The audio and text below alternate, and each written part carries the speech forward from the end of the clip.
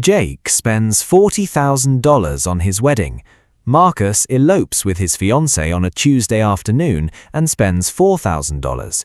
They both think they made the right call for their marriage. One of them is wrong, and the gap it creates over the next 10 years has almost nothing to do with the wedding itself. Let's keep this fair. Jake and Marcus are both 28. They both earn $58,000 a year. They both proposed the same spring to partners who earn about the same as them.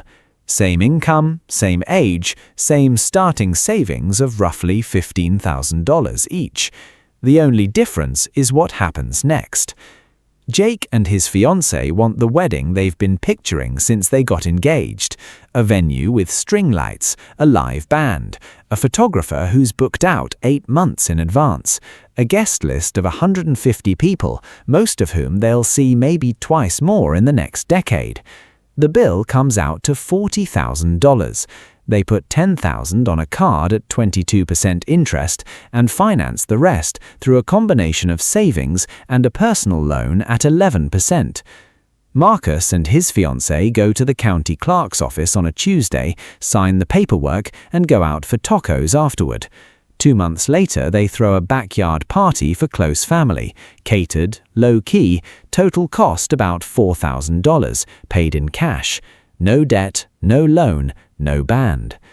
On day 1, Jake has photos that will hang on his wall forever, a story every guest will remember, and a feeling of having done marriage right.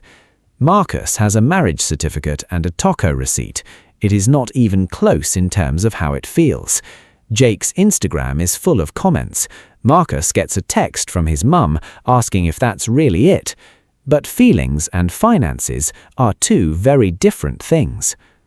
For the first year, Jake is riding the high. Everyone tells him the wedding was beautiful. His photographer delivers 600 edited photos. He and his wife talk about that day constantly. Meanwhile, he's also paying $340 a month toward the personal loan and carrying that $10,000 credit card balance, which at 22% is costing him about $183 a month in interest alone, most months barely touching the principal. Marcus and his wife start year 1 with 0 wedding debt. The $11,000 they didn't spend on a big wedding goes into a joint brokerage account, split between an index fund and a modest emergency cushion. Nobody throws them a toast for it, nobody posts about it, it just sits there, growing quietly. By year 3, Jake has finally paid off the credit card balance, but it cost him $3,100 in interest to retire that $10,000. The personal loan still has 2 years left. Between the loan and the card, Jake's wedding has now cost him $46,700 total once interest is counted, and he's still not done paying for it. Marcus, meanwhile, has never made a single wedding-related payment since the taco receipt. His $11,000, invested at a 9% average return, has grown to roughly $14,200.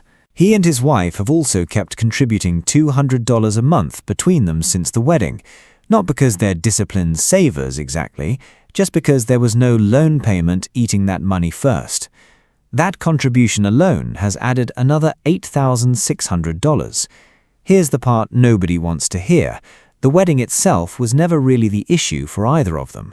What determined the next 10 years wasn't the party, it was what filled the space where a loan payment would have gone.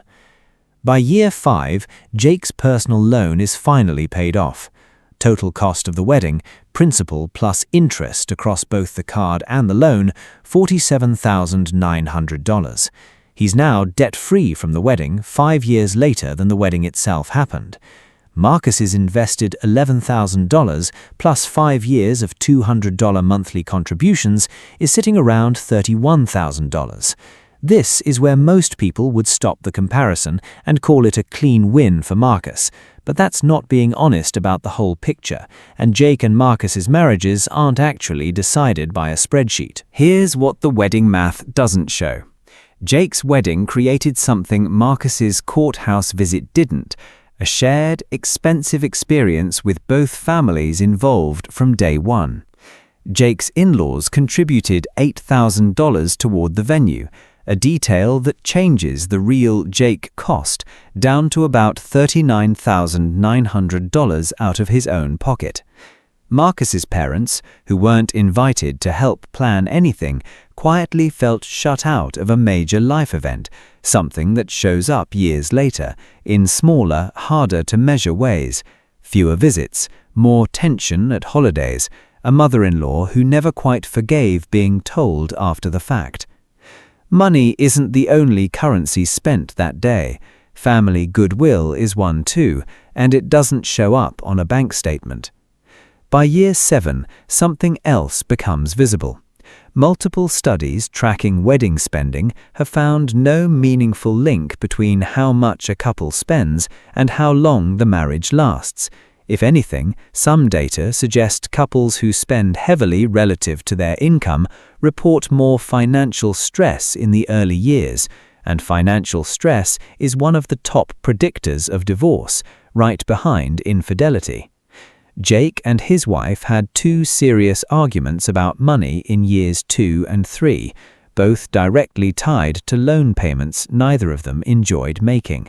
Marcus and his wife had almost none, simply because there was no recurring bill reminding them of a decision they'd already made. That's not a coincidence, and it's not really about the wedding. It's about what debt does to a relationship in its most fragile early years, versus what a clean financial start does. By year 10, the numbers separate completely. Jake's $47,900 wedding, once you net out his in-laws' $8,000 contribution, cost him and his wife about $39,900 combined, paid off over 5 years with nothing left to show for it but photographs and memories, which absolutely have value, just not a dollar value. Marcus's $11,000, invested and topped up with $200 a month for a full decade, has grown to approximately $52,000. That's not a photograph, that's a down payment on a house, a head start on a kid's college fund, or 6 figures by the time either of them retires, because money invested in your 20s has 30 or 40 more years to compound than money invested later. If I only showed you the upside of eloping, I wouldn't be giving you the full picture. Big weddings have a real, non-financial return that a courthouse visit simply doesn't. They create shared memories that get referenced for decades. They give extended family a role in your life instead of a phone call after the fact. They can strengthen relationships with in-laws instead of straining them. And for some couples, walking down an aisle in front of everyone who loves them is worth every dollar of the $40,000 in a way no spreadsheet will ever capture. Marcus saved money. Jake bought something that doesn't show up on a balance sheet, and for some people, that trade is the right one. A big wedding makes sense in specific situations. If you're paying for it in cash without debt, and it doesn't touch your savings goals, the calculation changes completely. You're not borrowing against your future, you're spending disposable income on a milestone. If your families are contributing meaningfully, the real cost to you personally can be far lower than the sticker price suggests. And if a big day genuinely matters to you and your partner, not because of pressure from Pinterest or family expectations, but because it reflects who you are, the return on that memory is real, even if it's not measurable in dollars. Jake and Marcus both walked away from their wedding day thinking they'd made the right call. Jake thought a big wedding was how you start a marriage right. Marcus thought skipping the debt was how you start a marriage smart. Neither of them was fully wrong, and neither of them ran the complete numbers, the financial ones or the emotional ones, before they decided. The real trap isn't a big wedding, and it isn't eloping. The real trap is financing a party you can't actually afford in cash and calling it an investment in your marriage when it's really just debt with better lighting. And if you're wondering what happens when a couple splits the difference, a modest wedding paid in cash with the rest invested, that math might land somewhere neither of these stories predicted. But for now, before you sign anything for a venue, a band, or a photographer, ask yourself one question. If I take away the guests, the lighting, and the open bar, am I still willing to pay this in cash?